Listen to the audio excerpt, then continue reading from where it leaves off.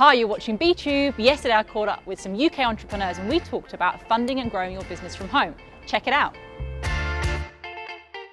There's been a real rise in alternative finance options for small businesses. You know, you've got crowdfunding that's become more mainstream, there's peer-to-peer lending. In terms of sort of creative options, there's things like speed funding events where entrepreneurs meet lots of different investors in one evening. Did you require funding for your business? And if so, how on earth did you go about doing that? Okay, so I pitched the idea initially to startup loans, and at first I didn't ask for money, I just asked for advice and things like that, but then they said, listen, you might as well get your idea out there. So they gave us initially $4,500 to start, and that's what we used to set up the business around last year in the summer. Research has suggested that a lot of small business owners aren't aware of the full range of options available to them. And then recently we managed to get another $5,000 from my university in terms of like a competition to kind of expand the business and go further. So we haven't actually put any of our own money into it, it's just really competitions and grants and things like that.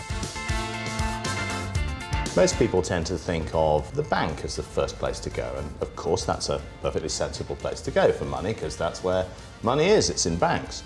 But there are so many other sources of funding now for business growth, and the purpose of this booklet is to give people an overview of the great variety and sources of funding for business.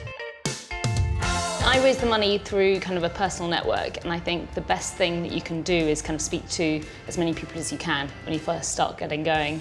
And if you tell people that you're looking for money, word gets out. Small businesses can't necessarily get loans from banks, so they're going to do crowdfunding. I think that requires that people that want to start their own business are very personable, so they have to be able to represent themselves well on camera. If they're going to be crowdfunding, they have to be able to pitch to investors. I think there are so many ways that people can get investment these days. Anyone who's raised money before, anyone who is working in private equity, venture capitalists, and even just an investment manager in a bank is going to have advice and tips on how to get your deck together. They have to really be a big personality and a lot of confidence to be successful. You need to get all of that looking as good as it should before you take it to crowd or anything like that. So Jazz, how is Direct Line for Business supporting small businesses? Direct Line for Business is here to provide financial peace of mind, to protect your time, effort and money that's been invested in your new venture, to make sure if the worst happens,